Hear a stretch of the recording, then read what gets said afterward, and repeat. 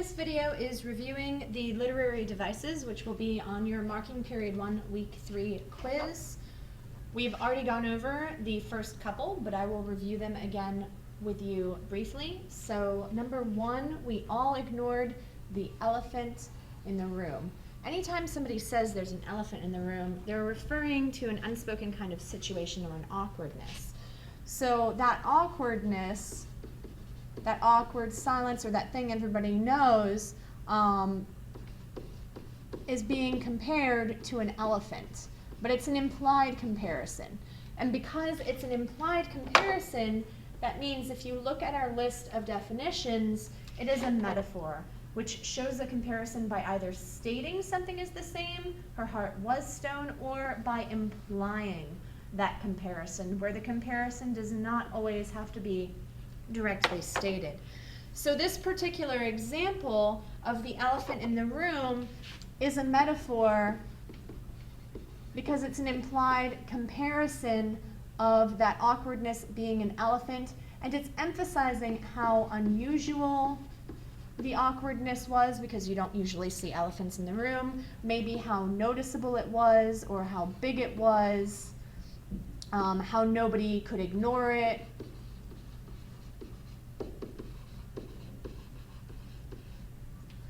One of my students suggested the idea that elephants don't speak, and if there's an elephant in the room, you're not talking about it metaphorically, which I thought was an intelligent suggestion.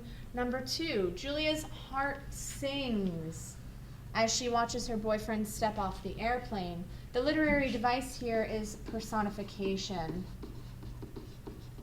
And a good strategy for remembering personification is that it has the word person in it. You're giving something the characteristics of being a person. Why do you think it's that? Well, hearts don't sing, people do.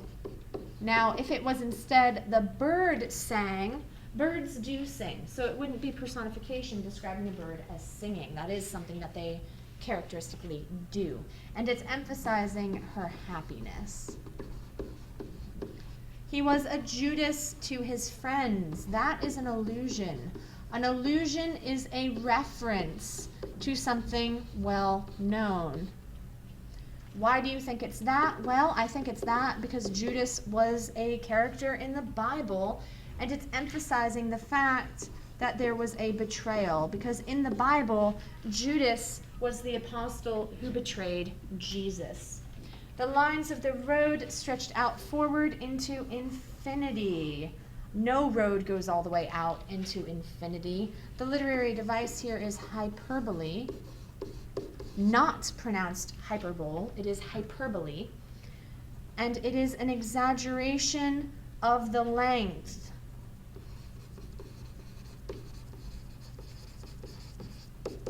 The length of the lines, and it's emphasizing how long the road is. Hyperbole is not usually the answer in my class. You could argue almost any literary device is an exaggeration of some variety or another, so don't resort to it very frequently. The panicked crowd rushed forward like a flood of chaos. The word like or as, and there's a comparison. Just because the word like or as is in the sentence doesn't mean a comparison is being made. So we have a crowd being compared to a flood of chaos. The literary device is simile. Why you think it's that? Because it's comparing the crowd to a flood using like or as. What it emphasizes is the power of the crowd, maybe the speed, maybe the noise, maybe the destruction. Those are different kinds of things that could be emphasized by comparing a crowd to a flood. So think about the characteristics that a flood has and how they could be applied to a crowd.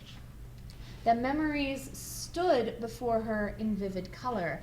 The literary device is personification. And again, that word person. And because memories can't stand, That's a very human kind of characteristic. It's emphasizing that they're right there in front of you.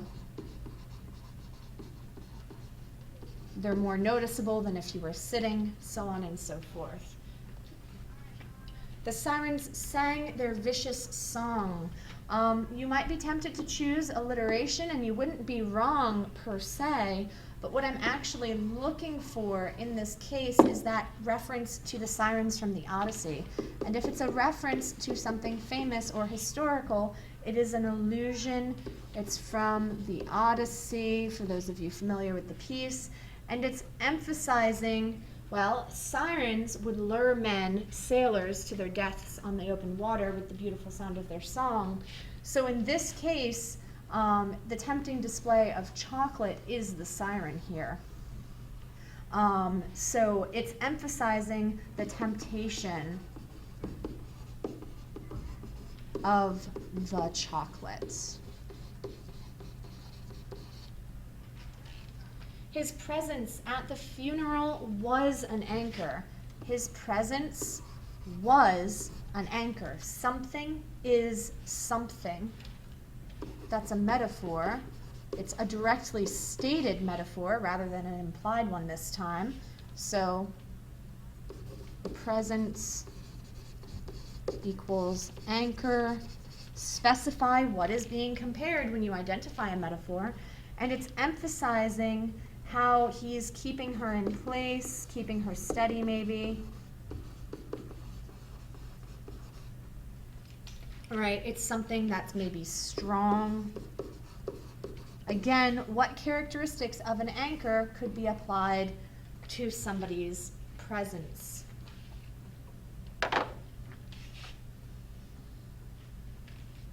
As her breath hung in the icy air, her skin burned. So we have ice and we have fire. And if you have two things directly next to each other for contrast, you have juxtaposition. And to remember this one, a good trick is that word position. They're positioned next to each other to create that contrast, juxtaposition. You can also use it as a verb, juxtapose. So the author juxtaposes ice and fire within his imagery. Why do you think it's that? Because ice and fire are a contrast. What it emphasizes, right? It emphasizes how noticeable his hand was. It emphasizes maybe their passion for each other, her attention being paid to him. The dropped beaker was bound to smash beautifully. There are a couple of people, beaker bound beautifully, who chose alliteration. You also weren't wrong, though, if you chose juxtaposition, that idea of smashing being beautiful, or irony. Juxtaposition and irony, while not what I was looking for, I could see how they work. They could be argued. I was looking for alliteration, but it is absolutely acceptable if you chose one of those options as well.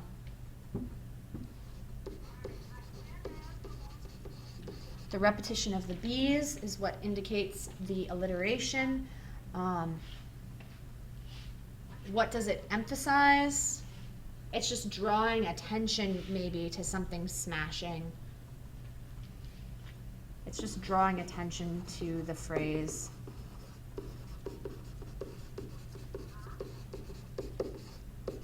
Through the alliteration. The alliteration itself isn't necessarily emphasizing anything other than the phrase itself. And again, that's not one that we'll usually identify all that often. Thanks a lot for stretching out my favorite shirt. The literary device here is irony. Why do you think it's that? Because the person is actually angry.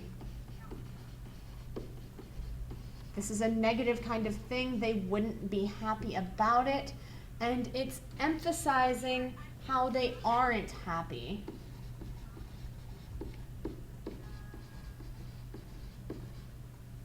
The dying soldier lay in the mud as he watched the American flag fall. The American flag is hugely symbolic, so the American flag falling is symbolic, and there being a dying soldier at the same time is symbolic. It is a symbol, something standing for something else. The soldier is dying as his country is falling down around him. Why you think it's that? Because flag equals America. The flag falling equals death, destruction, chaos, all things negative and sad. What it emphasizes is how badly they are losing. All of the loss, all of it. All the world's a stage. This is actually a direct quote. So those of you who chose allusion for this, while this is Shakespeare, it's not an allusion because it's specifically quoting, not just referring to it. All the world's a stage. The world is a stage. That's a metaphor. All the men and women merely players. Men and women are players. It's continuing the metaphor. They have their exits and their entrances. It's talking again about men and women who are living life. One man in his time plays many parts. This is actually what's known as an extended metaphor. It's a metaphor that continues throughout an extended period over multiple sentences, multiple paragraphs throughout an entire piece, depending on the length of the metaphor. It's an extended metaphor. All right, we have the world equals a stage. We have this idea of people being actors. We have this idea of life being many parts or roles. So there are a lot of comparisons being made. What it emphasizes, the idea or the theme behind this extended metaphor would be something along the lines of people are fake, people act, people do different things. People have masks, etc., something along those lines. So this in and of itself, the quote isn't the theme. You can get the theme from the quote though. So that statement, people are fakes or people wear masks, that would be a statement of theme, and that quote could be evidence you could use to support that theme. Throughout a story, there was a candle in a dark room, storm clouds in the sky, a ray of sunshine between the clouds, a light at the end of a tunnel. So these are all images of darkness and light, images of light coming through the darkness. You would not be wrong, actually, if you thought juxtaposition because of the contrast. But the key here is that it's something throughout the story. It's a repeated kind of image, which makes it a motif. And the motif helps you identify a main point, which would be a theme. So the repeated imagery itself is the motif. Why do you think it's that? Similar types of images, so that lightness, the light and dark imagery is what's repeated. What it emphasizes, always hope maybe, or there's always light and dark places. So based on this literary device, what is the theme of this story? There will always be hope, or something along those lines, is what this is emphasizing. Continuing forward, we have our next one, number 15. She unexpectedly died of old age during the zombie apocalypse. One of the keys here is unexpectedly. Irony is when you have something that is the opposite of what you would expect. During the zombie apocalypse, you expect to die of zombies. She didn't die of zombies, she died of something different. So it's not that she didn't die, it's that she didn't die because of zombies. What does it emphasize? It emphasizes the unexpectedness, the strangeness of how it went down.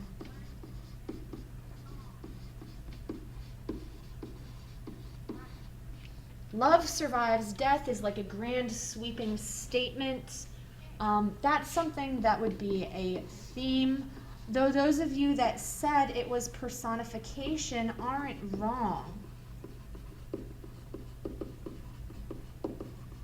The idea of love being able to survive is personification. I'm going with theme here, as this is something that might be shown throughout the entire course of a story. It would be the main overall point of the story. It's a very grand sweeping statement.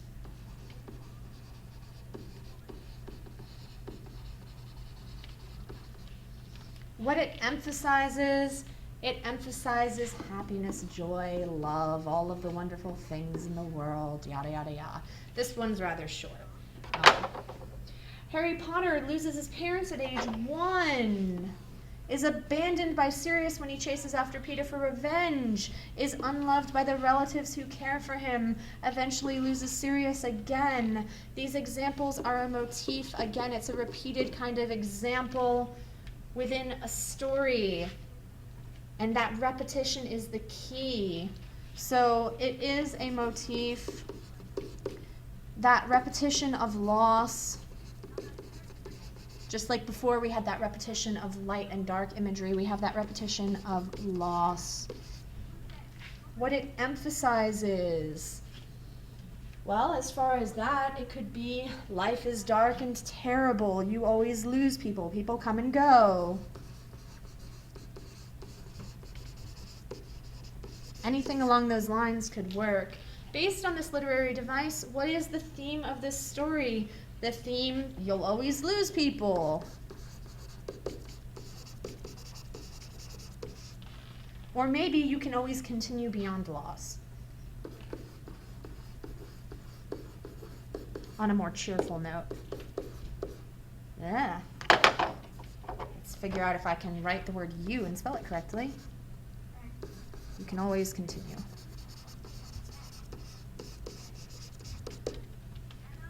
Or something along those lines, depending on the rest of the story.